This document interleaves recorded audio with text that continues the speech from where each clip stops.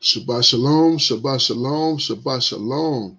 This is your Akazaki Yahoo, and I start off this broadcast as I start every broadcast by giving all praise, honor, and great esteem to the Most High Power, Yahuwah, Bahashem, Yahushua, Hamashiach, and to the 12 tribes of Israel who are scattered to the four quarters of the earth. I say shalom, Wabarukim, that is peace and blessings. And I cannot wait till the day that the Most High brings us back together. And we are once again 12 tribes, one family, one nation, under the Most High power, once again under one covenant. Hallelujah. I'm joined this afternoon by my esteemed Akeem. I got Ak Kenaniah and also got Ak Yael in the building. Shabbat shalom, Akeem. Hey, Shabbat Shalom, my king.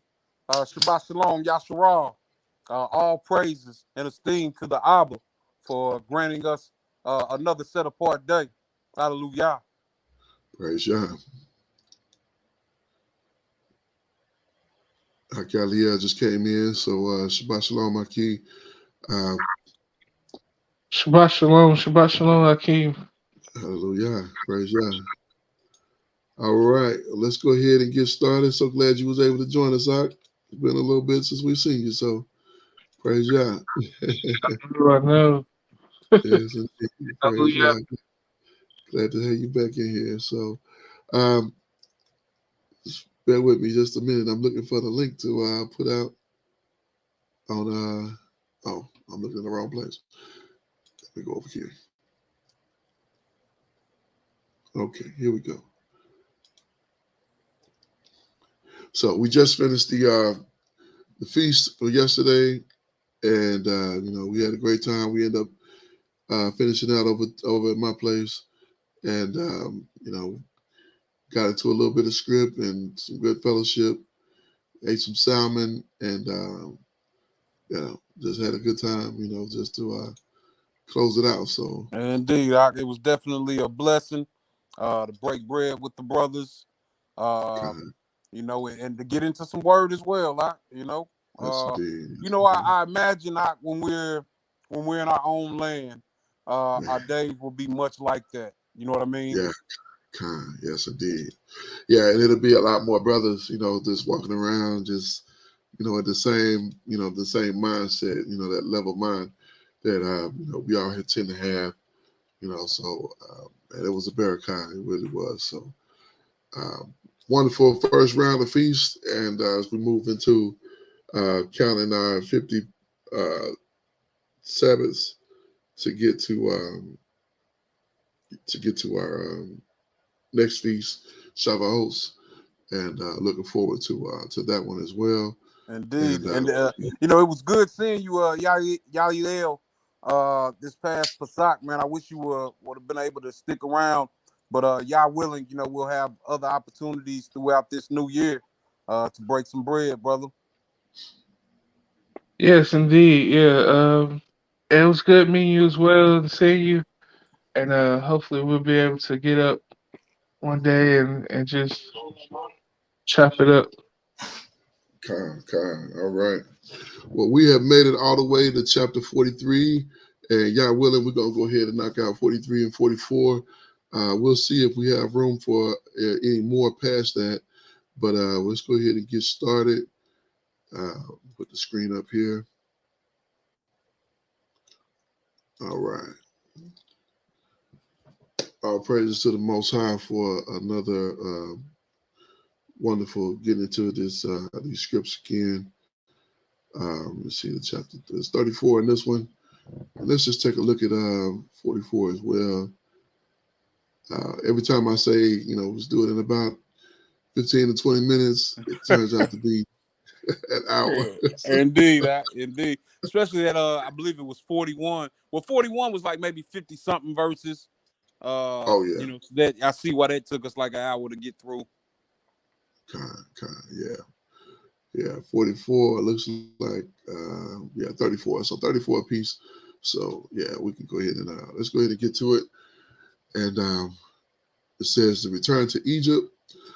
And this is Genesis or Bereshit chapter 43 and verse 1. It says, and the famine was sore in the land. Oh, Slick Eye. So recap last week or last time we was on. Um, Basically, Joseph has been elevated to the king, well, not to the king, but to the governor of the land, and he is in charge of everything. Basically, Pharaoh has given him all authority, and his job is to get the people through the famine, and that's what he's been entrusted with. So we pick up at chapter 43, and it says, "And the famine was sore in the land, and it came to pass when they had eaten up the corn which they brought out of Egypt, their father said unto them, Go again, buy us a little food. And Yehuda spoke unto him, saying, The man did, was it Solomon? Solemnly. Solemnly, solemnly protest unto us, saying, You shall not see my face, except your brother be with you. So Yehuda is recounting the situation, and when they first came to get bread or to get food, Joseph was giving them a real hard time, and he was doing it in secret because they didn't recognize him. But of course, he knew who they were. They didn't recognize him. He was a full Egyptian garb, as well as he was speaking to them by an interpreter. So he was speaking Egyptian to them, and they were speaking. So he had somebody else speaking Hebrew, and so on and so forth. So that was quite interesting. Verse 4, if you will send our brother with us, we will go down and buy you food. And that was one of the requirements that Yosef had given to them, telling them to bring their brother, Benjamin, who he had not met because he was born after he was already sold. So, verse 5, but if you will not send him, we will not go down. For the man said unto us, You shall not see my face, except your brother be with you. Verse 6, and Israel said, Wherefore dealt you so ill with me, as to tell the man whether you had yet a brother? Like, why would you go down there and tell him you got a brother? Right. It's now like you put my son in hard. It's like the purpose for you even going there was just to secure some food. Right. Why'd you have to get into a life story with the man? Exactly. Well, he don't know. He wasn't there with him, but he was asking him. He was really testing them, trying to see what kind of where they were all these years later. So I believe when we read, he was into his 30s now, and he was a teenager when he went there. So it had been an extensive amount of time, over 10 years that he'd been there for. It's been a good amount of time in prison. So yeah. I want to say you're exactly right. Because he was 17 when he was sold, and it's been 13 years since. Yeah. Okay. So yes, indeed. All right, let's continue. Verse 7. And they said, the man asked us straightly of our state. Are you of gracious Kindred? Let's see. Kendrick. Are you our Kendrick? Mm-hmm. Slicker. I don't know how. Sometimes I see these words and they just don't populate in my mind. Are you a Kendrick, saying, Is your father yet alive? Have you another brother?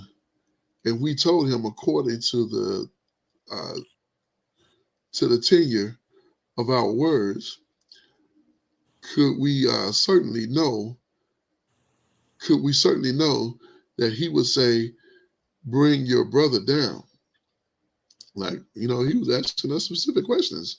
Right. And, we just answered the questions. We surely wouldn't know that he would say, bring your brother. I didn't expect that. You put that into, today's situation.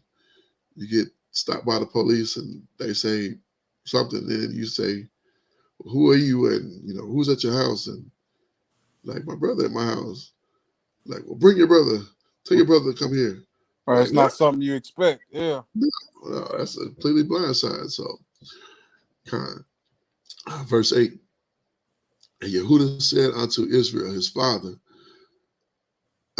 send the lad with me, and we will arise and go, and that we may live and not die, both we and you, and also our little ones. So considering, this is Yehuda speaking with Israel, with Yaakov. We read a whole chapter where he had children, and he ended up having children with Tamar even. Mhm. So he had his youngest, his two oldest boys were, the Most High put them to death. So he had his youngest son from his first wife, and then he had the twin boys from Tamar. So when he's talking about our little ones, kind of put that in perspective. Verse 9. And I will be surety of him, of my hand shall you require him. Salika, let me read that again. And I will be surety of for him, of my hand shall you require him. If I bring him not unto you and set him before you, then let me bear the blame forever. Verse 10. Right. So Oh, Yehuda is understanding that this is not going to be something that Israel, his father is going to want to be forthcoming with doing. So yeah, he's trying to, set his father's mind at ease with allowing Ben Mamin to go with him. right. Yeah, because consider he's already lost Yosef. Mm-hmm. Yosef was the son, from Raquel, his loved wife, and he hadn't seen him in years, in over a decade. And now you want this other son that he got from Raquel, who he lost giving birth to him. Now he would have nothing from Raquel, and he don't have her anymore. He don't have Yosef, so he's at he feel like his back against the wall. Mm-hmm. But if they don't do this thing, they can't get food because that's the only place they can go get it. Come. Yeah. So, all right, verse 10. For except we had lingered, surely now we had returned this second time. So he's like, we sitting here discussing this. We could have been there and been back. Come, yeah. We got to get this accomplished. So, verse 11. And their father Israel said unto them, if it must be so, now do this: take the best fruits in the land in your vessels, and carry down the man a present, a little balm, a little honey, spices, and myrrh, nuts, and almonds. Now, Salika, I thought that they didn't have anything. Right. It got nuts but it's the grain. It's that it's the bread. You know what I mean? That they're lacking. You know what I mean? Yeah. Like seems like they've got some fruit, which I would think that you would be able to survive on that, but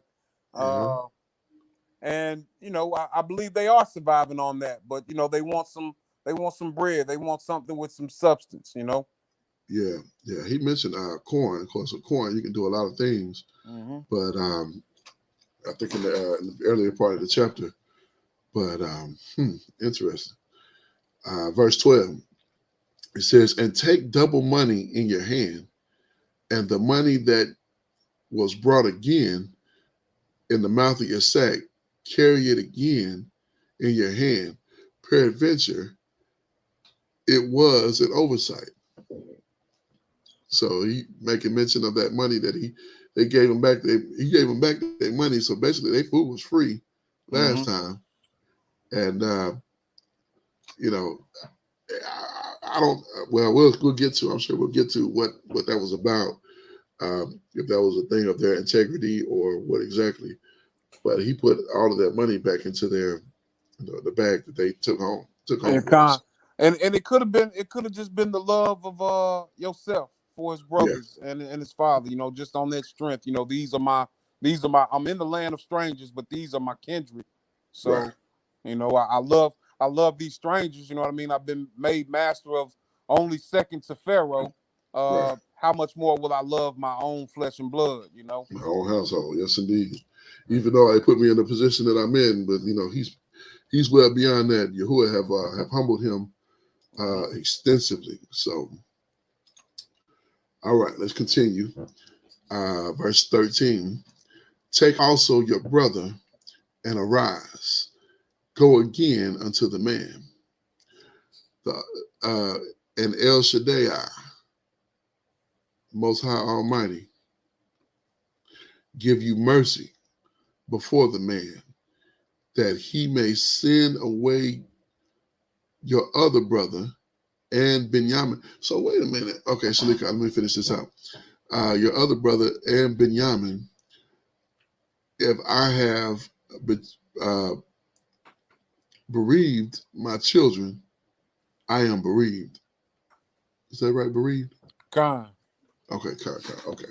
It looked like something else. So I remember him saying, keep one of them in prison. But then Simeon. Simeon Khan. So Mm-hmm. he been there this whole time?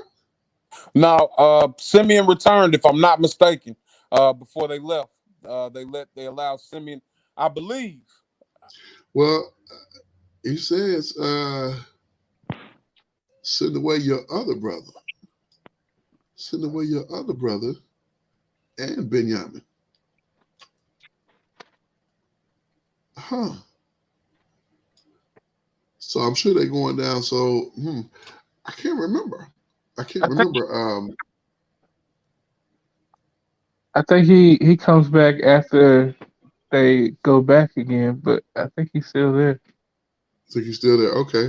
I Okay, didn't you're recall right. that. You're right, because Bereshit 42, verse 36, and Jacob their father said unto them, me have ye bereaved of my children, yourself is not, and Simeon is not, and ye will take I've been my mean away. All these things are against me. So y'all are right. Simeon is still there. Con, wow. I didn't even remember that. I guess because we spent a week and so haven't reviewed this, and maybe I should have before we got into it. But yeah, let's continue. Verse 15. Yeah, I remember leaving off at a cliffhanger, and I guess that's what that was. Simeon was still there. So, verse 15. And the men took that present, and they took double money in their hand, and Benjamin, and rose up and went down to Mizraim and stood before Yosef. Yosef seized Benjamin. So this is a brother who is from his father and mother. They Mm-hmm. share the same father and mother. He's never seen him before. And imagine him seeing him for the first time. Now, I know y'all probably seen that movie, Yosef, Dreamer of Dreams. No, I hadn't seen that one. Is that was that one of the newer ones that they did, or Yeah, it was a few years back, but yeah, it was kind of, I want to say 2000s. Um, they made the animation was, they were darker complected. okay? Of course, they had the Egyptians black, which is not. They try to push a historical something else historically, but they had the Egyptians. It was an animation, but they had the Egyptians black, and the patriarchs that came down. I'm not gonna say they were black, but they definitely were not white. Okay, They they had some they color to weren't. them. Yeah, they had some shade, but they weren't. I guess they were kind of lighter black or lighter brown, I should say. Hmm. Yeah. So Yeah, I'm gonna have to check for that one. Something yeah, to watch with the children. You know. yeah, kind. That's definitely. I showed my children that a couple of times. I want to say it's called Yosef Dreamer of Dreams. I think it was from DreamWorks, if I remember correct. You know, it But might be the one that my wife is actually it might because she's shown them the story of Yosef before, and it might be the one that they were watching. Man, I can't okay, remember. okay, yeah, they did two. They did one with this one, and then they did another one with Moshe. Um, I can't remember the name of that one, but it was basically setting up the Exodus. The Exodus, yeah. So Hmm. anyway, verse 16. And when Joseph saw Benjamin with them, he said to the ruler of the house, "Bring these men home and and slay and make ready, for these men shall dine with me at noon." Hold on, it threw me off when he said to slay, because I didn't remember that. But he's talking about getting them some food ready. So not only do they have, vegetation, they also have animals. You would think enough to survive, more than enough to survive. You know, when I think of famine, I kind of think of uh, nothing. But we're reading that that's not what that means. But Right. uh, still lacking though. You know. Yeah, still a lack because they're still having to come down to Mizraim. But man, this is filling in some holes in my mind. 'Cause I was under the impression that nothing existed outside of this place, and you had to come here to get food, or you would die. But I wonder, how many apples can you eat, and how long can you eat apples before you literally perish? And then how much did they have left to Yeah, sustain like the whole family, like their little ones as well as themselves? right. Kind. That's the big thing. So, all right, verse 17.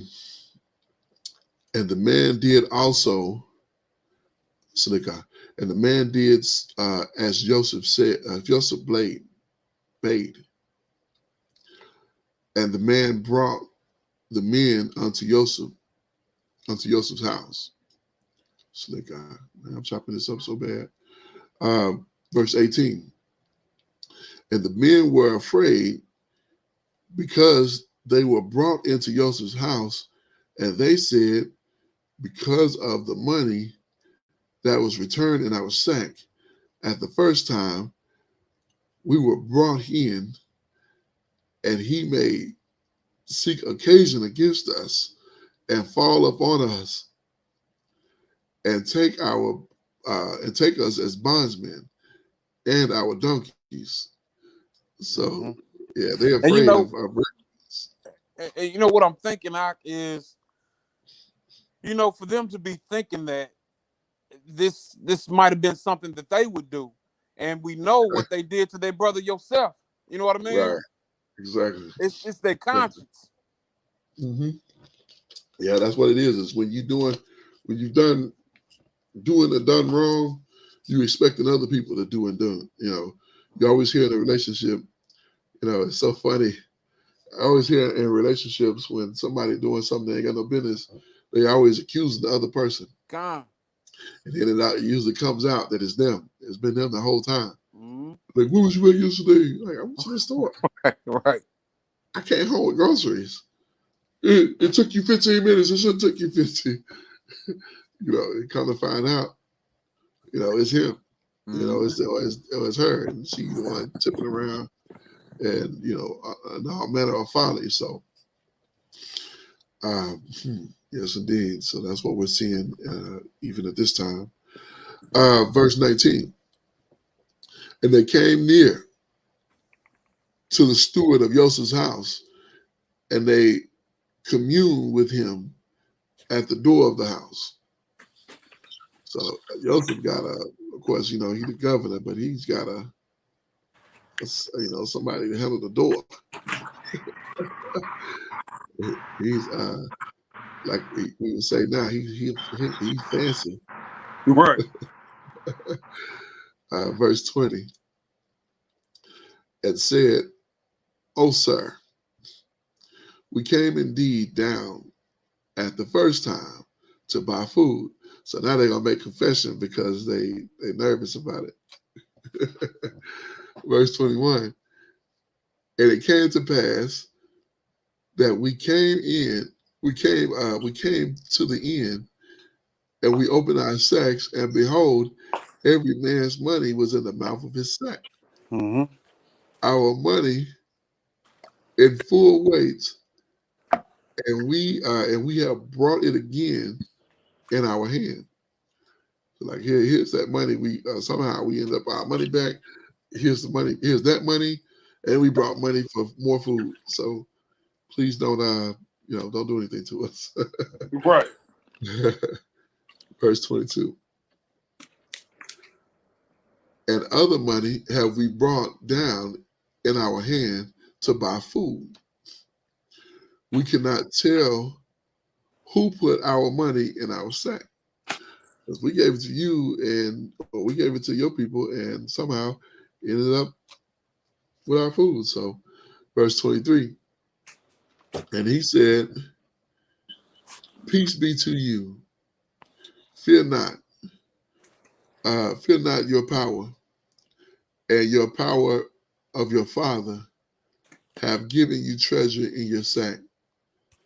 I had your money, and I brought Simeon out unto them." And he brought Simeon out unto them. So he's starting to come clean now and let them know what it is, or getting closer to that point. Verse 24. And the man brought the men unto Joseph's house, and gave them water, and they washed their feet. And he gave their donkeys provender. So he even fed the donkeys so they can be recharged. Verse 25. And they made ready to present again. Joseph came at noon. Salika, I read that wrong. Verse 25. And they made ready the present against Joseph came at noon. For they heard that they should eat bread there. They heard that they should eat bread there. Yeah, so I don't know why I'm chopping this up so bad.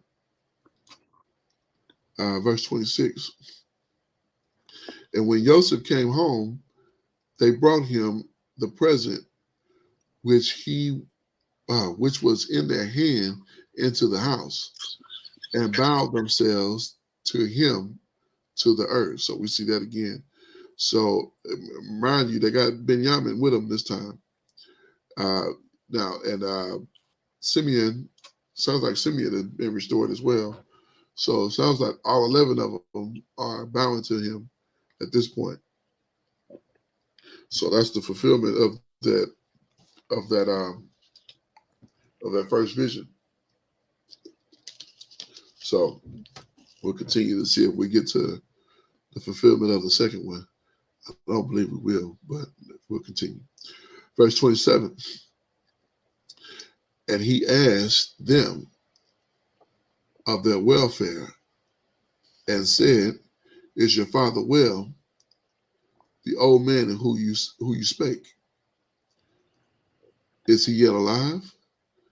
That's got to be ironic to hear somebody you don't know asking about your father, and not only is he well, but is he living? Mm-hmm. Most people, out of cordialness would be like, how your mama, how your daddy, how your father.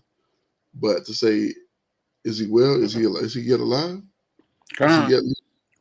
And Yeah, this is just a strange occurrence altogether. You know what I mean? Like Yeah, the whole experience, has been uh, strange. yes, indeed. Yes, indeed. You know, because they don't know this man outside of the last time that they were there. And it doesn't say here that he's using an interpreter. We hadn't got to that point yet. But I think that would be strange as well if he was talking to us initially by an interpreter, and now he's speaking Hebrew. Mm-hmm.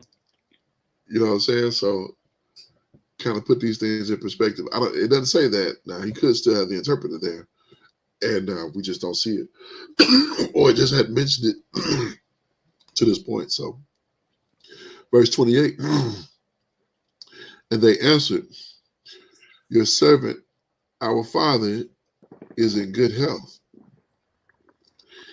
He is yet alive." And they bowed down their heads and made obeisance. That's the exact same wording that it was earlier. Mm-hmm. Verse 29. And he lifted up his eyes and saw his brother Benjamin, his mother's son, and said, "Is this your younger brother, of whom you spake unto me?" And he said, "The Most High be gracious unto you, my son." This is pretty dynamic. I'm picturing all this in my mind, by the way. So, verse 30. And Joseph made haste, for for his bowels did yearn upon his brother, and he sought where to weep, and he entered into his chamber and wept there. So he was at a place, he was just overwhelmed by Mm-hmm. everything. So, verse 31. And he washed his face and went out and refrained himself and said, set on bread. And they set on him, and they set on for him by himself, and for themselves, and for the Egyptians which did eat with him by themselves, because the Egyptians might not eat bread with the Hebrews, for it is an abomination unto the Egyptians. Mm-hmm. Ain't that crazy? Yeah, but they look down on our ancestors because they were our ancestors were to them country folk shepherds, a Yeah, lesser of the caste. You know what I mean? con, con. Yeah, and to mention, they had two different diet plans because the Egyptians didn't eat, calves and cows and stuff like that. They worshipped them. Mm-hmm. Indeed. Yeah. So, you eating who they pray to, who they worship. So that's gotta be awkward. Mm-hmm. Verse 33. And they set before him the firstborn according to his birthright, the youngest according to his youth, and the men marveled one at another. So he said them, and they were like, "What? How he know exactly the order? He set Mm-hmm. them in perfect order." It's little clues going forth. Yeah, yeah. Like he's showing them, but they're not getting it. They're not putting it together. Like, wait a minute, how he know? How he know? So from Reuben to Simeon to Levi to Judah, Yehuda. He know he know the order. How he know Mm-hmm. that? Verse 34. And he took and sent messages unto them for before him. But Benjamin's mess was 5 times as much as any of theirs, and they drank and were merry with him. So he sent the food there, and he said he gave Benjamin the most. This is, I want to say his twin brother, but this is, I guess they should have a better bond because these other brothers were from other women, and this is his only brother from his mother, so they share that mother and father, which I don't know if that means anything to. I guess it did, at that time. So, yeah, interesting information so far. Let's go ahead to chapter 44. Con. I want to ask, Oh, go ahead. do you think Joseph had to conceal his identity, or do you think he was carrying on just to be a little petty or spiteful how they treated him in the past? Yeah, I believe that he was testing them, this time when he was doing these little things. He's trying to show them that he knows stuff. This is my first time actually seeing how he set them according to the, from the eldest to the youngest, and so they marveled at each other with that. But him giving Benjamin 5 times as much food as he gave them. So Benjamin is the youngest, meaning he's probably the smallest out of all of them, and he's got the most food on his plate. And they sitting there with, probably got, little bits. They probably got a decent amount, but it's probably like, in comparison, it's a lot less than what he got. Mm-hmm. And he's trying to see, he felt a certain way about his, he felt a certain way about him. They feel the same way about Benjamin. That's what I was thinking as well. Like it's a test to see if they're going to be resentful to Benjamin the way that they resented him. You know what I mean? Right. Like, or was it just, it might be a lot going on. Like he might, was it something about me that the way you all mistreated me, or do you all mistreat my younger brother that has the same mother? Do you all feel the same ill way that you felt towards me with him as well? So definitely a test, man. Yeah, definitely. And it seems like they passed it because they drank and were merry. It Right. wasn't any bitterness with him getting more portions. Well, we don't read it anyway. No, we don't see it where they were like, hold up, why you get so much? They didn't even pay that no attention. So what's your take on it, Yaliel?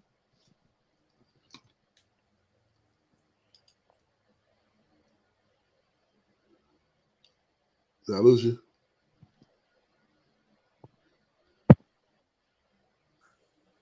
Can you still hear me out? I got you. Yeah. His you hear me, mic might have played out. Okay. Can you hear me? Yeah, I got you. Okay.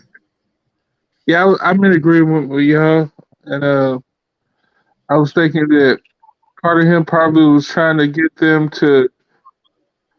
He probably wanted to be recognized by them as. I know it's been some years, but like I said, he's giving all these little things, subtle things that let them know that he know more than they know, or he knows something about them. Right.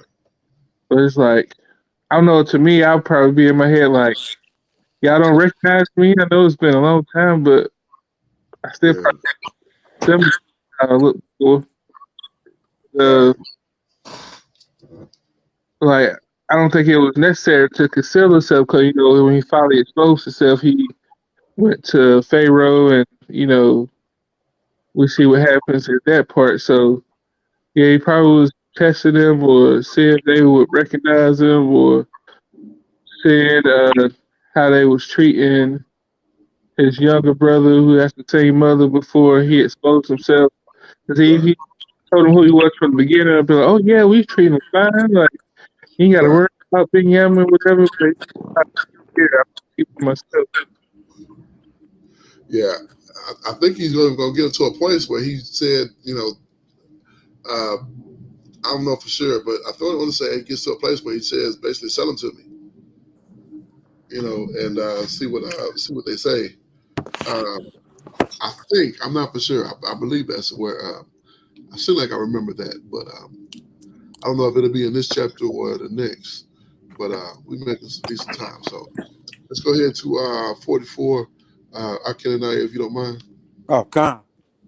This is the book of Genesis, Bereshit, chapter 44. And he commanded the steward of the house of Slakia, the steward of his house, saying, fill the men's sack with food, as much as they can carry, and put every man's money in his sack's mouth. And put my cup, the silver cup, in the sack's mouth of the youngest, and his corn money. And he did according to the word that Yosef had spoken. As soon as the morning was light, the men were sent away, they and their donkeys. And when they were gone out of the city, and not yet far off, Yosef said unto his steward, up, follow after the men, and when thou do overtake them, say unto them, wherefore have you rewarded evil for good? Is it not this, if it in which my master drinketh, and whereby indeed he divineth? Ye have done evil in so doing. Slick Eye. Okay, stop it right there for just a moment, if you will. So, wow, yeah, he's going it deep with basically a setup. Not only giving them back the money, so he's giving them the money from the no, because Benjamin wasn't there the first time, so he would have only had the money that he came with this time. So he's giving them that money and his silver cup that he was drinking out of when they were at dinner, to make it look like he's stolen it. So interesting. Let's continue. I wonder what he did with the cup. He said, talking about the cup in which he divines. It's like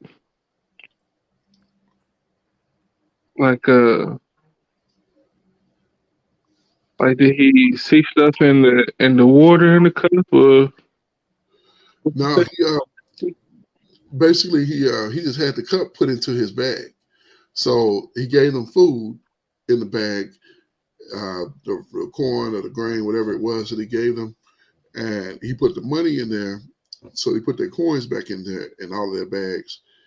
Now the brothers who had came before, they got double their money back because he gave them the money from the first time, the money they brought with them this time, and in Benjamin's bag, he gave him the money he brought for this time for the food, as well as the cup that he was drinking out of. So basically, he's trying to. Slakia. Oh, go ahead. Check out that word. Let's look at that word, divineth. Man. Like evidently, this was some type of special cup. Yosef was using. Yeah, me neither. Yeah, yeah. My wife said it's called hydromancy. It's something that we were told not to do in the law, right? I don't know. Nah, hash. Khan.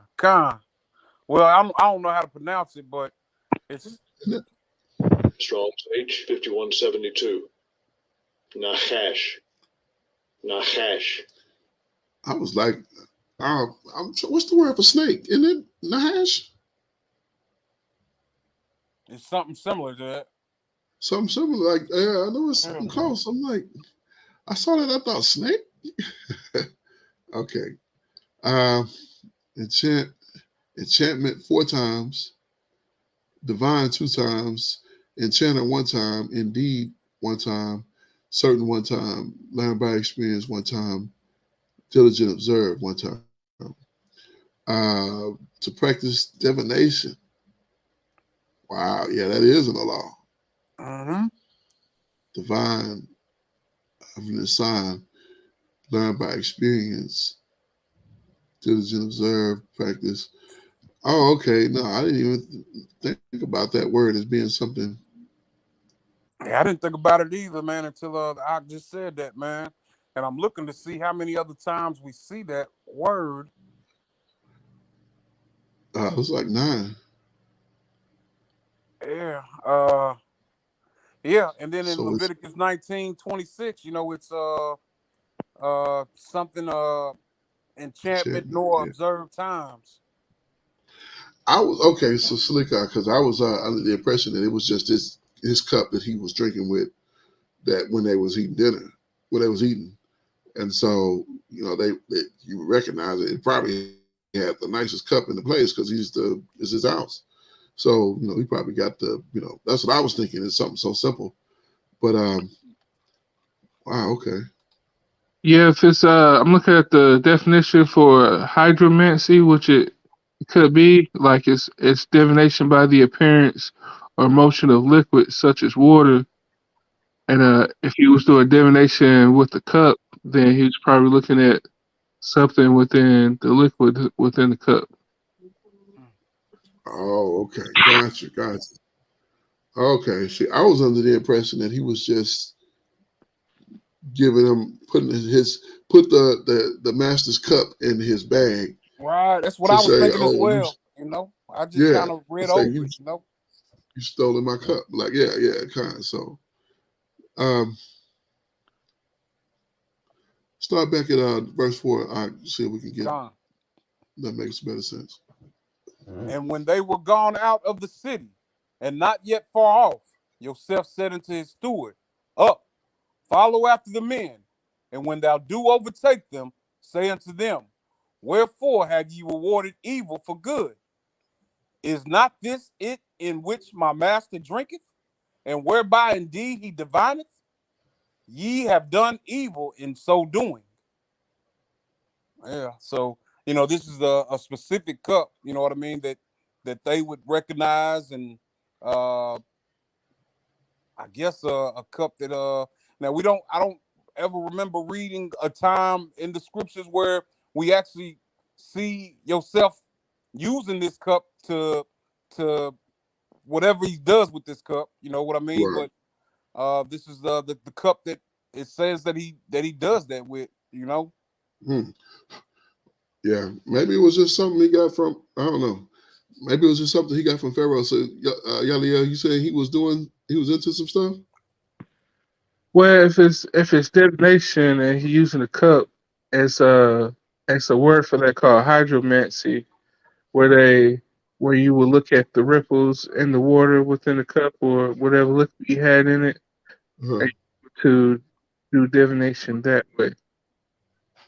So Hmm. like if that's a special cup that he used to divine, like he's obviously seeing something within the cup, like or using the cup for a certain purpose.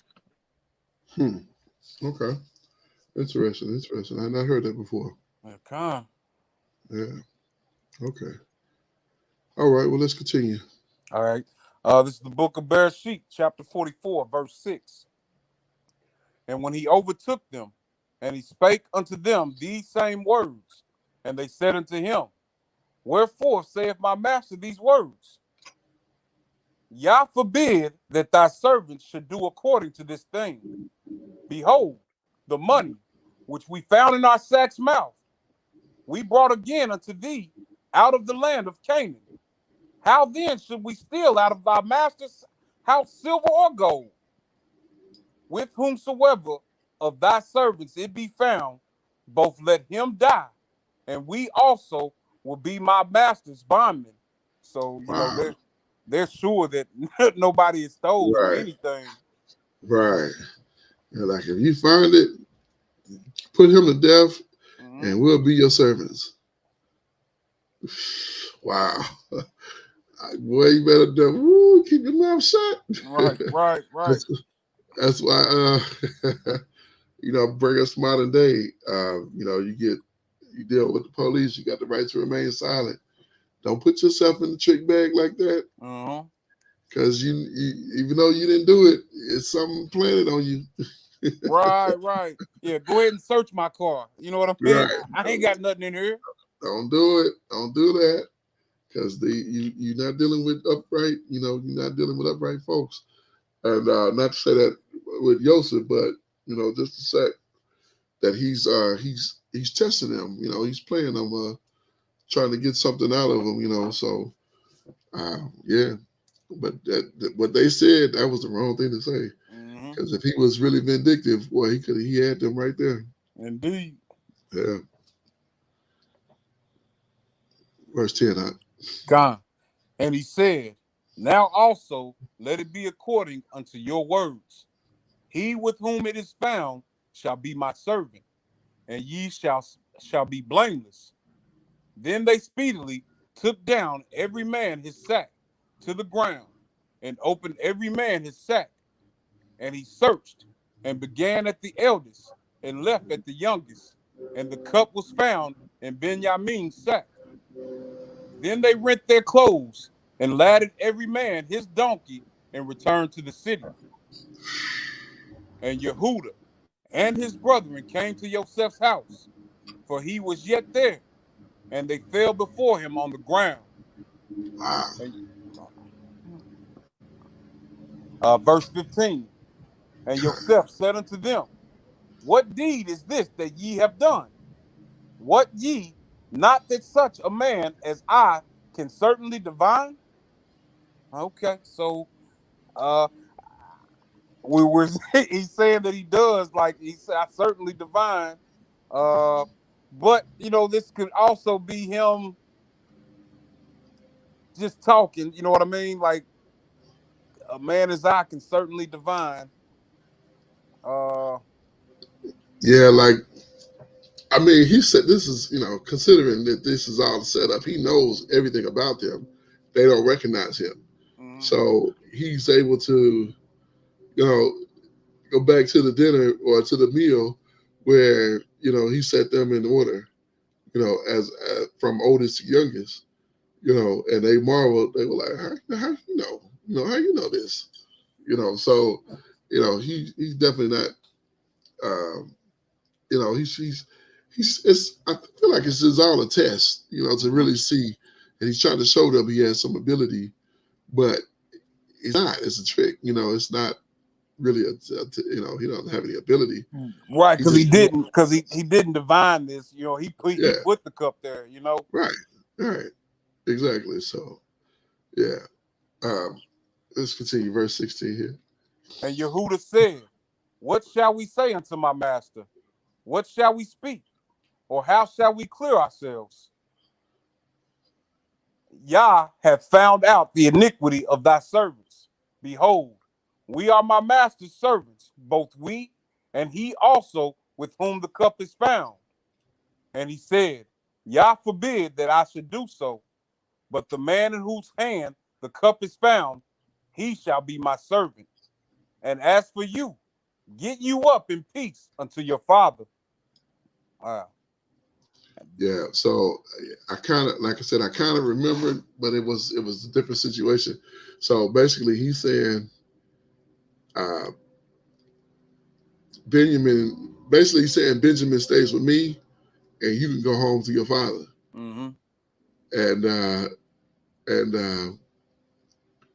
yeah, let's continue. Verse 18. I think this is really where he sees where we see the growth from that they didn't have at the time when they were dealing with him. Indeed. Verse 18. Then Yehuda came near unto him and said, O my master, let thy servant, I pray thee, speak a word in my master's ear, and let not thine anger burn against thy servant, for thou art even as Pharaoh. My master asked his servant, saying, have ye a father or a brother? And we said unto my master, we have a father, an old man, and a child of his old age, a little one, and his brother is dead, and he alone is left of his mother, and his father loveth him.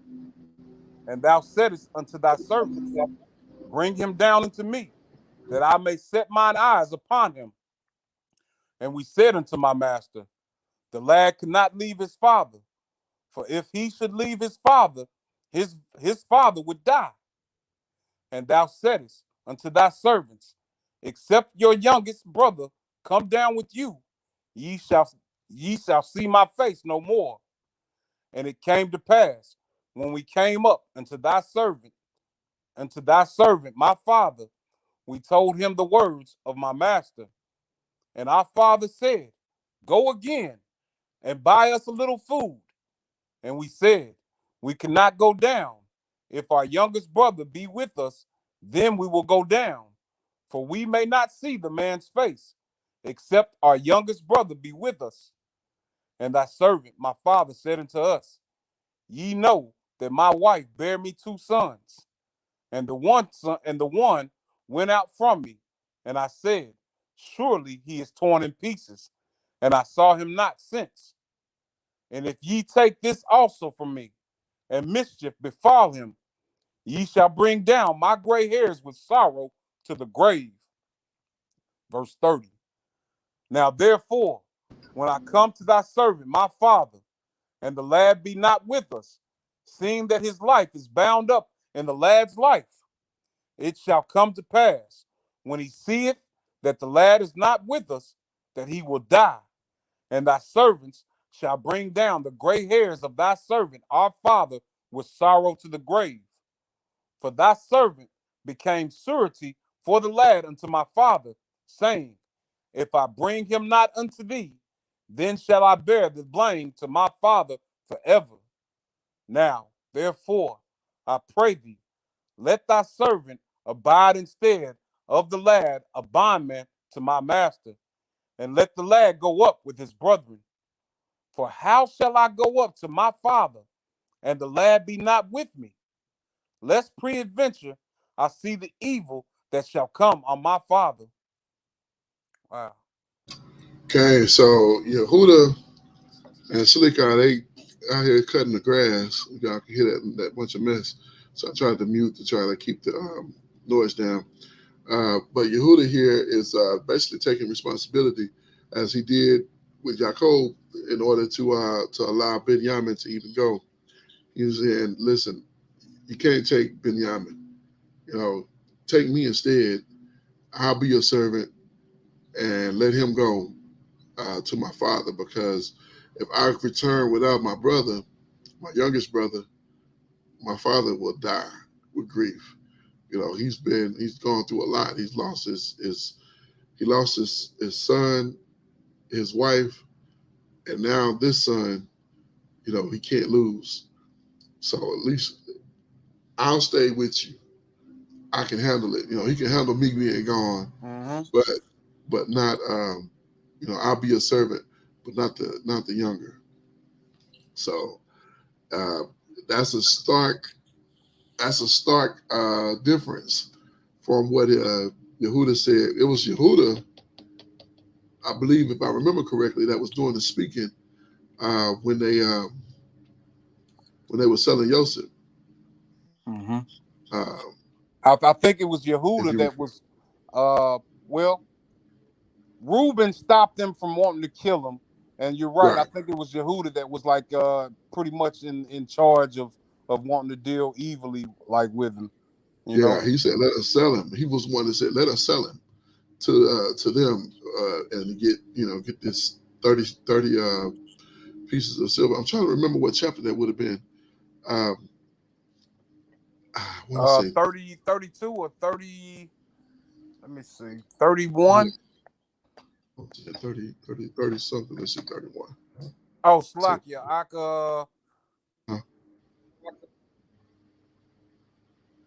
30, 35. Not that one.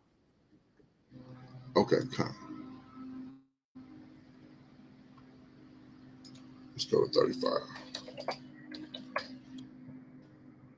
Oh, Slakia, verse 37. I apologize. 37. Oh, you good? You good? I know it was back, but I couldn't remember where it was at. Okay, so yeah, this is the dream. So let's skip down here. Son, brother, but he's saying, brother, father's flocks. Certain man found, behold. Yeah, plot against Joseph. Let's see. They came near, slay him, come before. Yeah, when Reuben heard of it, he delivered him out of his 37:21. Reuben heard of it, he delivered him out of their hands, saying, let us not kill him. Skip down a little bit more. To 26. 26. Uh-huh. Khan. And Yehuda said unto his brother, what profit is it that we slay our brother and conceal his blood? Come and let us sell him to the Ishmaelites, and let not our hand be upon him, for he is our brother and our flesh. And his brethren were content. So yeah, it was him. And then, you get to 42, 44, and it's this complete opposite. Mm-hmm. So I believe this is what he was really looking for. Mm-hmm.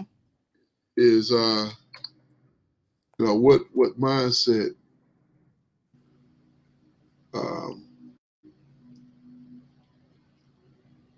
what mindset were they in at this time?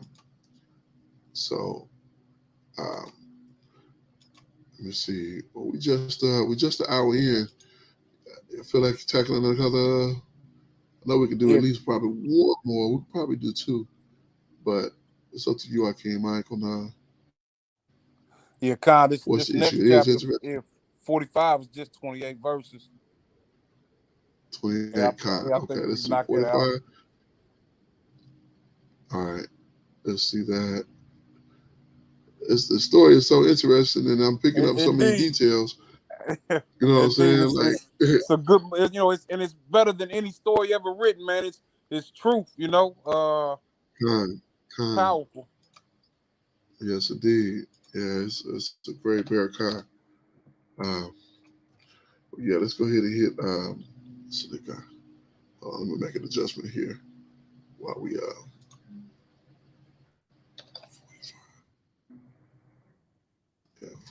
45 is what we did. All right. Well, let's continue and 45. Go ahead, if you don't mind. Khan. This is the book of Genesis, Bereshit, chapter 45. Then Yosef could not refrain himself before all of them that stood by him, and he cried, cause every man to go out from me. And there stood no man with him, while Yosef made himself known unto his brethren. And he wept aloud, and the Egyptians and the house of Pharaoh heard. And Yosef said unto his brethren, I am Yosef. Do my father yet live? And his brethren could not answer him, for they were troubled at his appearance. And Yosef said unto his brethren, come near to me, I pray you. And they came near, and he said, I am Yosef, your brother, whom ye sold into Mizraim. Now, therefore, be not grieved, nor angry with yourselves, that ye sold me here. For Yah did send me before you to preserve life. Hallelujah. That's the way we gotta be, man. Bad things sometimes happen to us, man, but we continue to, as Joseph did, man, continue to be righteous and fear the Most High, and understand that all things are done for His glory, man. We might not always understand it, like when we going through it, man, but it's for a purpose, like, whether it's to try us or whether it's to bless someone else, man. Yes, indeed. That took me right to Romans 8:28. It says, for we know that all things work together for the good of them that love the Most High, and them who are called according to His purpose.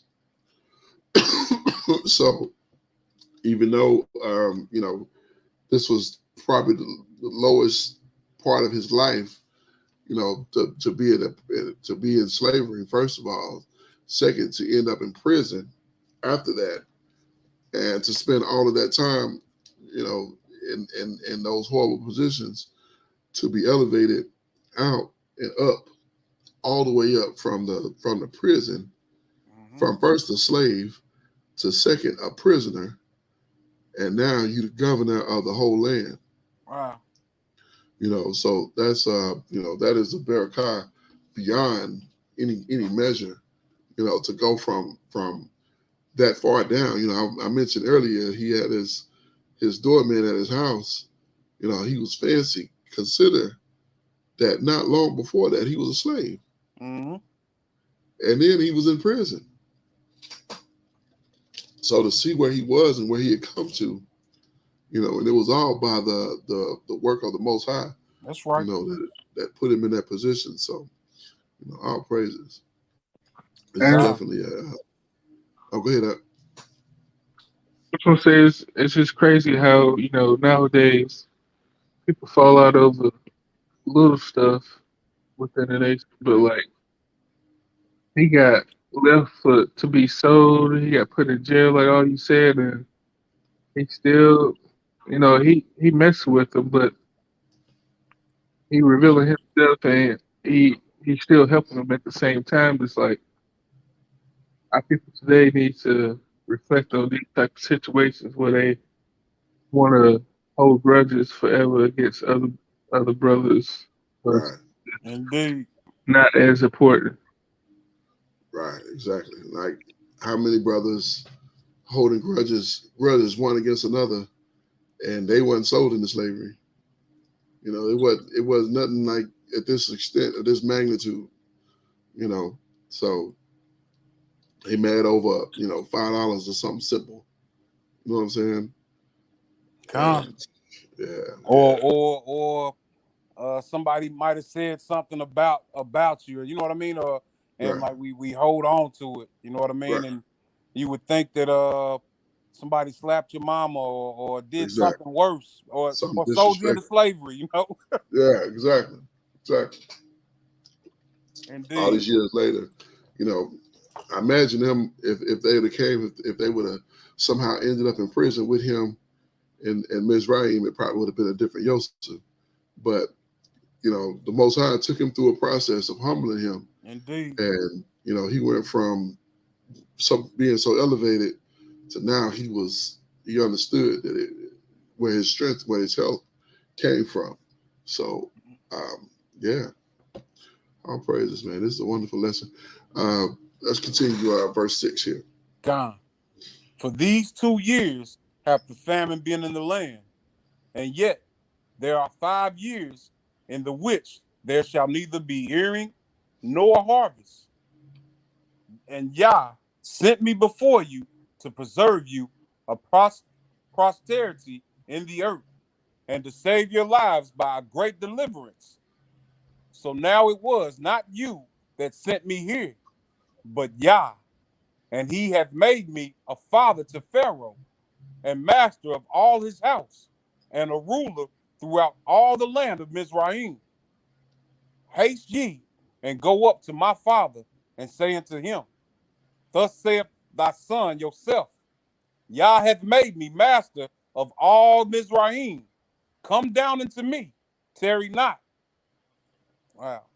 This is just like I don't know. It's like what I'm saying, man. This is like one of the best stories ever written, man. And Yes, to be able to make it through the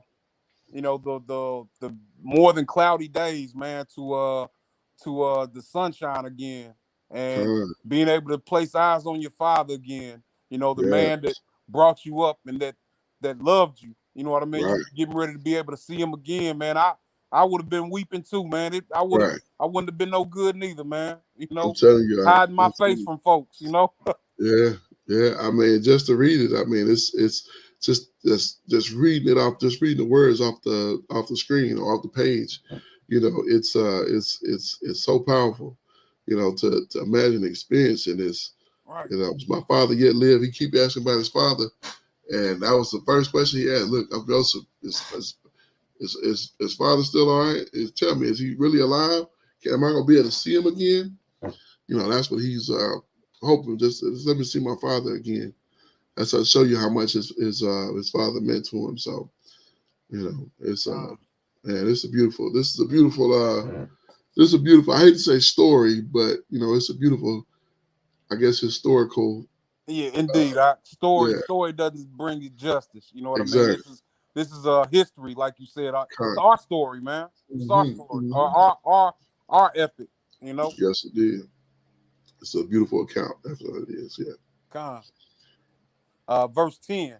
Con. And thou shalt dwell in the land of Goshen, and thou shalt be near unto me, thou and thy children, and thy children's children, and thy flocks, and thy herds, and all that thou hast. And there will I nourish thee. For yet there are 5 years of famine, lest thou and thy household and all that thou hast come to poverty. And behold, your eyes see, and the eyes of my brother Benjamin, that it is my mouth that speaketh unto you. And ye shall tell my father of all my glory in Mizraim, and of all that ye have seen. And ye shall haste and bring down my father here. And he fell upon his brother Benjamin's neck and wept. And Benjamin wept upon his neck. Wow. Yeah. More, it's powerful, you know. Hmm. Verse 15. Moreover, he kissed all his brethren and wept upon them. And after that, his brethren talked with him. You know, imagine, you know, they we read before that they couldn't talk peaceably unto him Right. before. Yeah. And now, you know, all this has happened. And Right. now, you know, it's like, you know, you ever my mother and her sister, her older sister, man, like they would always be into it about something, right? Yeah. Uh, but you know, my grandmother had gotten sick one time, Hmm. and my mother and her sister like put all their differences aside, man, Right. and you Right. know, you just see them sitting down and just loving each other, man. It Yeah. was good to be able to see. Right. I feel like a similar situation like with this, you know. Yeah. Con. Absolutely. Absolutely. Yeah. It's. I was thinking about that earlier. You know, I have a brother, one brother, and we've never been like, you know, you. I'm the youngest, and when you think about this situation here, you know, there was a growth of resentment that happened. You know, when Joseph was born, you know, Reuben was grown, Simeon was, you know, right close to grown, and Levi and Yehuda, you know, they were all up in age. So when Joseph came along, you know, they got to see Joseph born as a baby in his most vulnerable state, grow into, you know, a young man, you know, and you know that usually creates such a bond with children because that older brother has that memory of you know his younger brother being a baby, you know, and not just brother, I mean sisters too, but that older sibling to have that, you know, to have that in their mind.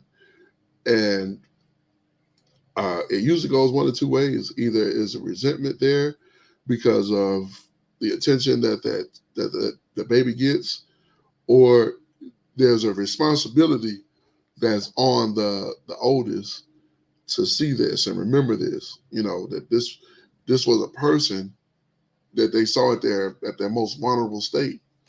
And you know that responsibility is they feel like they have to be a protector of them and keep them safe, you know, because they saw them at their most vulnerable. And so that's is either one of those two ways that the bond is made. It's either a bond or it's resentment.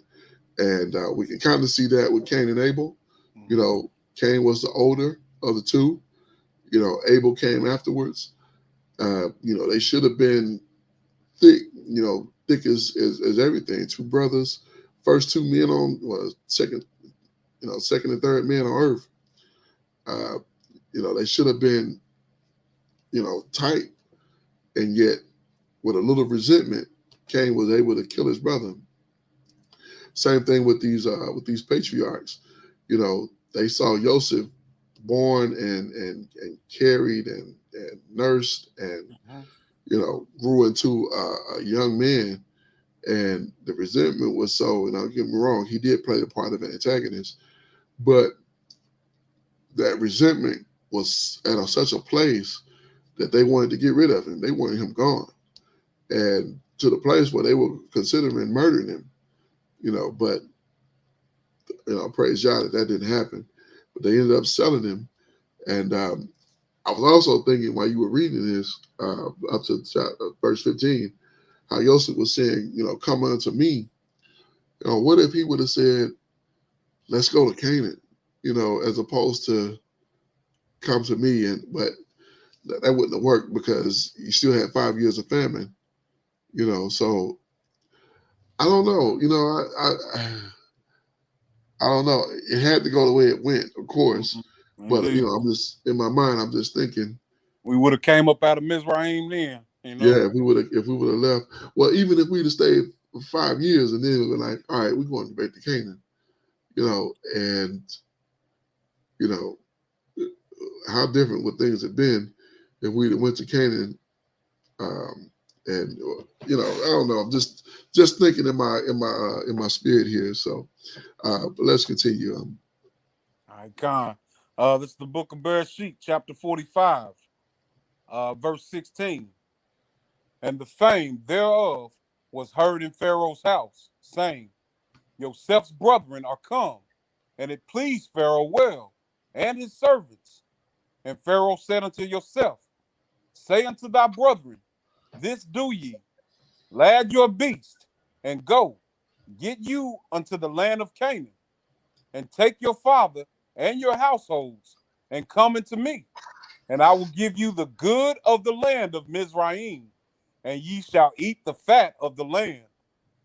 This is another something else that is kind of encouraging them to come to Egypt. They're getting ready to get the good of the land, Right, absolutely. Yeah, they're putting them in Goshen. Uh-huh. Yes, indeed, right near to where his house. So, he didn't live in Pharaoh's house. Pharaoh gave him his own house. So, he could feel like a man. Mm-hmm. So, yeah. All right. Verse 19. Now thou art commanded, this do ye, take your wagons out of the land of Egypt for your little ones and for your wives, and bring your father and come. Also regard not your stuff, for the good of all the land of Mizraim is yours. And the children of Israel did so. And Joseph gave them wagons according to the commandment of Pharaoh, and gave them provisions for the way. To all of them he gave each man changes of raiment. But to Ben-Amin he gave 300 pieces of silver and 5 changes of raiment. And to his father he sent after this manner 10 donkeys laden with good things of Mizraim, and 10 she-donkeys laden with corn and bread and meat for his father by the way. So he sent his brethren away, and they departed. And he said unto them, see that ye fall not out by the way. And they went up out of Mizraim, and came into the land of Canaan unto Jacob their father, and told him, saying, Joseph is yet alive, and he is governor over all the land of Mizraim. And Jacob's heart fainted, for he believed them not. And they told him all the words of Joseph, which he had said unto them. And when he saw the wagons which Joseph had sent to carry him, the spirit of Jacob, their father, was revived. Slakia. The spirit of Jacob, their father, revived. And Israel said, it is enough. Joseph, my son, is yet alive. I will go and see him before I die. Hallelujah. Praise Yah, indeed. So Jacob is at a place. He's been around a long time. It hadn't told us how old he is at this point, but I imagine he's about to he's gonna expire in Mizraim. And I find it ironic that he told them, don't disregard the things, everything that they had put together, because again, what we saw happen here was Abraham, who was rich, passed all of his wealth to his son Isaac, who became rich, who was rich, and they sent Jacob down to Laban, who Jacob has acquired pretty much all of Laban's goods and had become very, very, very rich. And he came back to Canaan and was even dealing with his brother on a light level in Mount Seir. And yet, on his way to Mizraim, Joseph said, "Don't worry about your stuff." So all the wealth that they had built up over that time, they forsook it and could come to Mizraim. So we see 3 generations. This is the 3rd generation of great wealth, and they just walk away from it. God.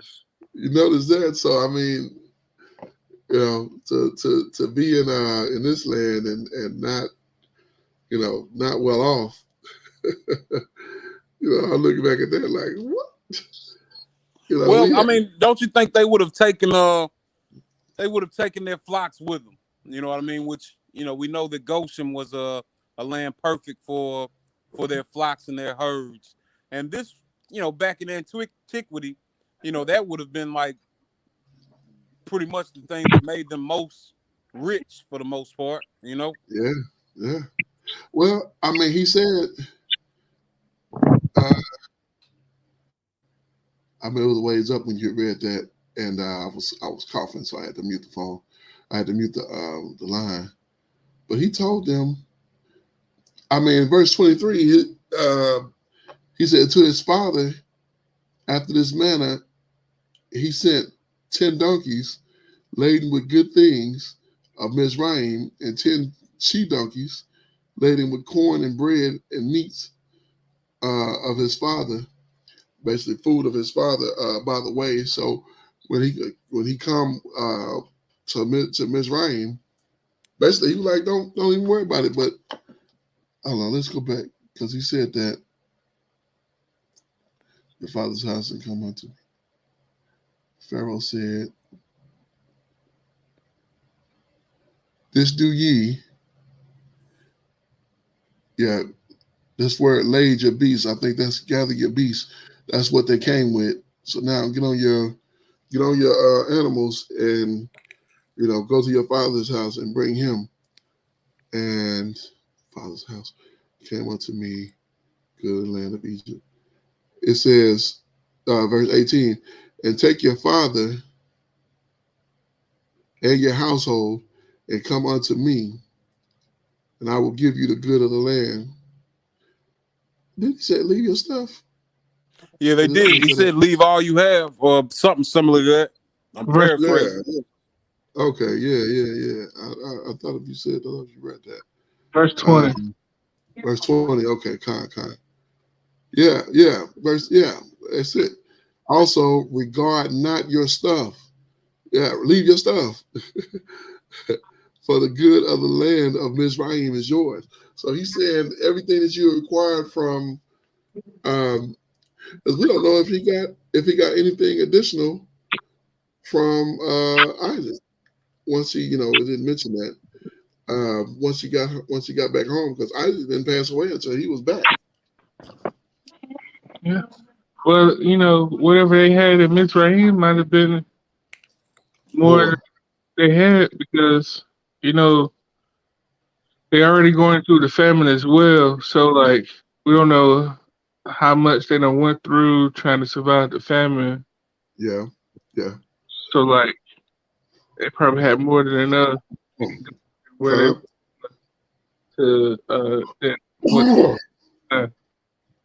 Yeah. Well, I mean, consider he had a lot of I know Abraham had silver and gold, and that went to Isaac, and Jacob had more flocks than anything. I mean, what he gave Esau was enough to make a man rich, and I mean, to just disregard all of that and understand also that when they left out of Mizraim, they did take some stuff, but that stuff went to the Most High for the most part. You know, that gold and that those flocks, of course, they probably ate that stuff. And I think at this point we're not just dealing with like one person anymore. We're dealing with the nation. the nation. The family is growing at this point, and Yeah. like I said, through the famine and whatever other situations, and we know that story with Judah that he wasn't the most upright person Right. with his dealings. So like, ain't no telling they probably didn't continue to multiply the the riches like the past ancestors did. They probably was going through it. Yeah. God, I ain't really think about that. You know, you talking about 12. I mean, with Isaac and with Jacob, Jacob, it would have been different because you're talking about just one son of the promise, you know, Isaac and Israel. But you know, now that wealth is distributed between 12 different sons, you know, Right. and Yeah. those sons have Yeah. sons. So yeah.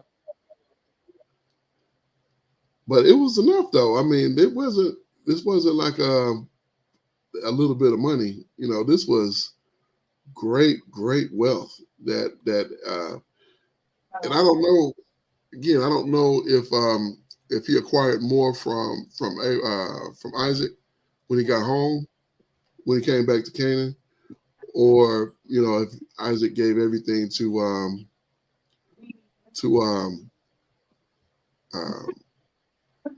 Esau, you know, but that wealth that he had to go somewhere.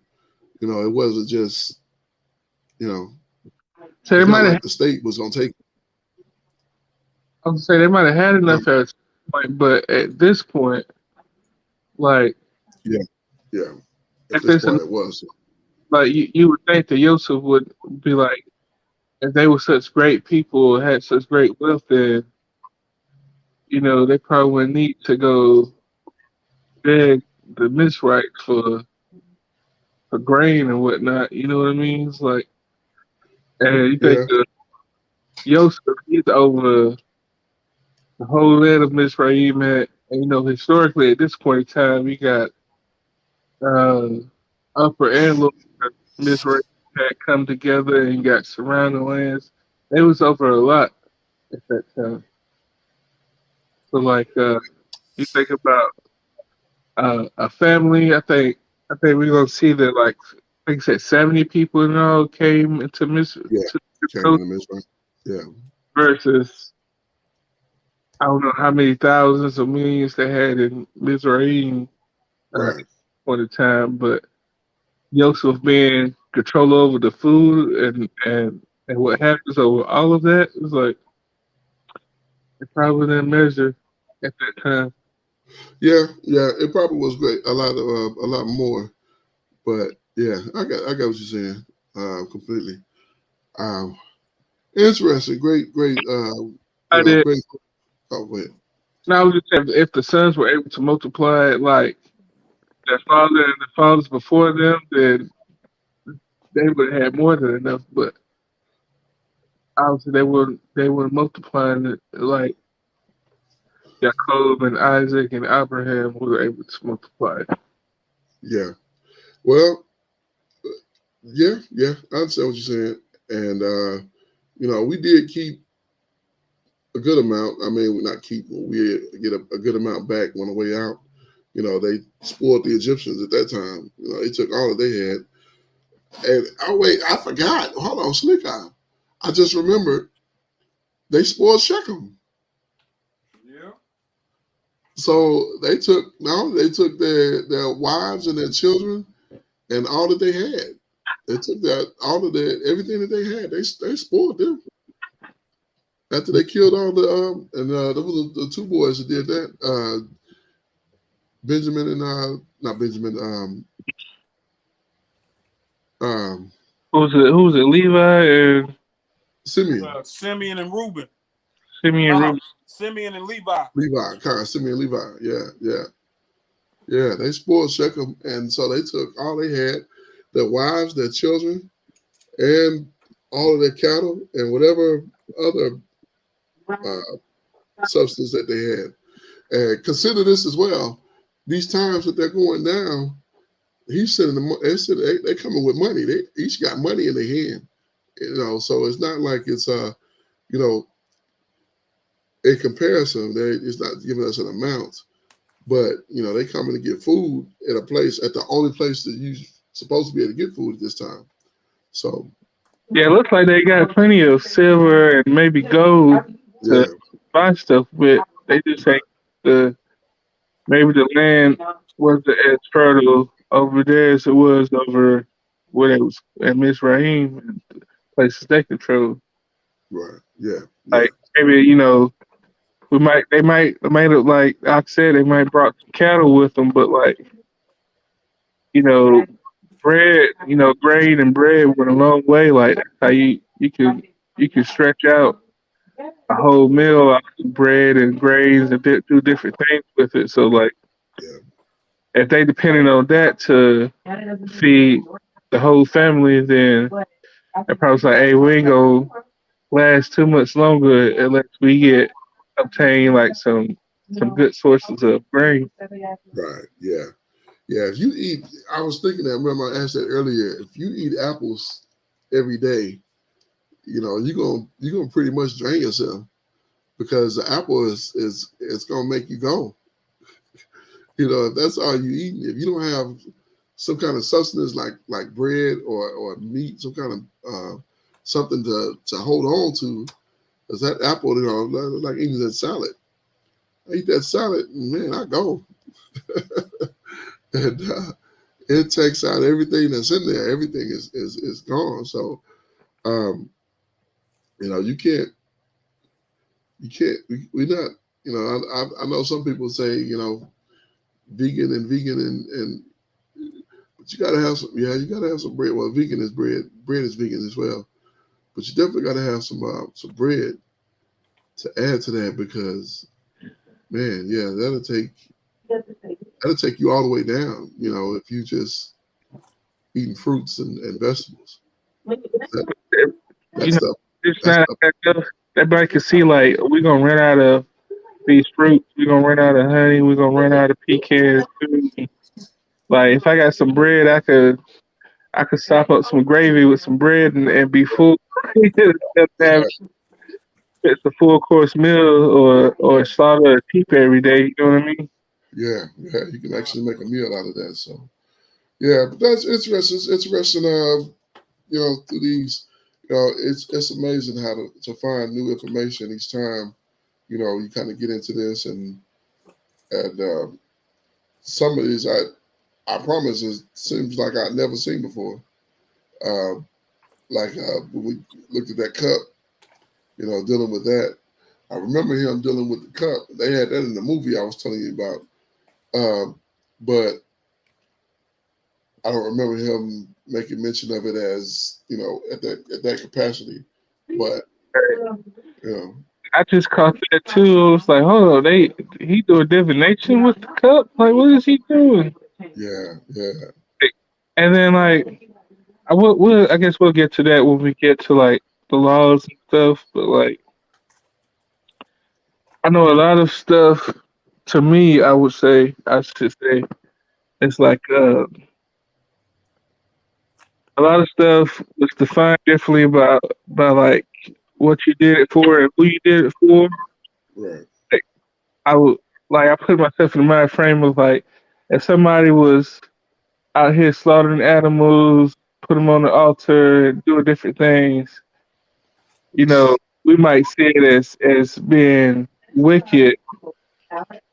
But if we know if they do it for the Most High, like the Levites and the people who brought the things, the animals, it's not wicked at that point. But wicked to us is doing stuff for a power other than our own. Right, exactly. So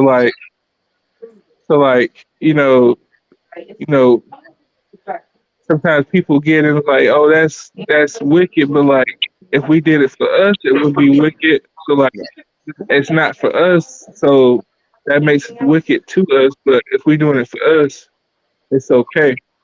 Yeah, exactly. So we got Yeah, to see where things fall in line, and like at different point in times, do we have these roots established, or the type of divination was he doing? Was the Most High giving it to him, or was it really like divination, like the what he told us not to do? Like how was it defined, really? yeah.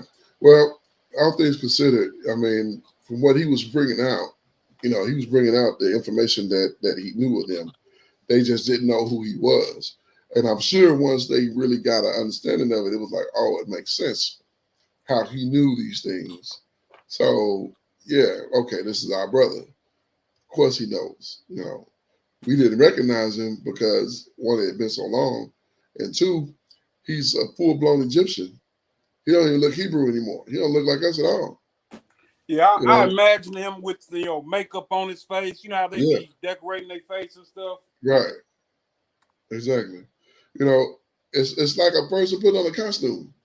It's you don't you won't you depending on the extravagance of it. And I imagine it was probably a pretty extravagant because not only did he have to look like an Egyptian, I think for for him, I mean, he was the governor of the whole land, so he wanted to fit in. I mean, they wanted him to fit in. So I'm pretty sure that they made him, look like them. So, fine. You have Yeah, to do a lot to disguise yourself up. You stand up. right, exactly, exactly. You're For like, me Hezekiah, is to, that you? Is that you out? right. Oh, that's his, man. It's like, hey, remember when remember when Shaq was talking about he wanted to be, I think he became a sheriff. He wanted to go undercover. Uh-huh. And go undercover. Hey, that's you over there. Shaq. Like, hey, I want to buy some drugs. Hey, nobody's telling you nothing, Officer Shaq. Right. All right. So, well, all praises to the Most High. Beautiful lesson. Beautiful 3 chapters we covered. And man, this story is just amazing. And we almost to the end of Bereshit, all the way to 45. We got 4 chapters to go, or 5 chapters to go. I believe it goes to 50. And yeah, all praises. So we may be able to finish it next week. We probably would have finished it this week if we'd have got on last night. But all praises, we need a little bit of rest. And so next week we'll get back to it again. Let's go ahead with our final thoughts. Yaliel. Nah, I ain't got nothing else to add. Just Torah for y'all to be able to get back over with you brothers, and hopefully I'll be able to continue as the weeks go on, so we can rejoice in this word together like we did do. Hallelujah. Praise Yah. Yes, indeed. All right, Ken and I, your final thoughts? Khan, you had said before that, it's more than a story. It really is. If I'm looking at it just as a story, it doesn't really profit me. But you know what I Right. mean? Like in these scriptures, we find situations that we go through as well. You know what I mean? And we're to draw from it the lesson and gather what needs to be gathered from what we're reading. And it's a blessing, man. Each and every time we get on here and go through these scripts, man. So all praises to the Most High. I'm thankful, Hallelujah. feeling really thankful. All praises. Yes, indeed. Yes, indeed. You know, it's so humbling even to really take the time and go through the text and to really gather the information and let it marinate and to start from the beginning, and now we're almost at the end of this first chapter, just the first book just the first book, almost at the end of that, and the amount, I feel like the amount that we've gathered, has been such a barakah. And, we're going to get into Exodus next, where we'll really get more of the law. We'll start seeing, of course, we get the stories of, what happened in Mizraim, and we'll get more into the law, the Torah. And, from what we've gleaned from Bereshit, once we get into Exodus, Leviticus, Numbers, Devarim, I mean, I feel like the strength or the build up, the learning is going to be at such a level, because each time we've looked at this, it's been more, it's been greater.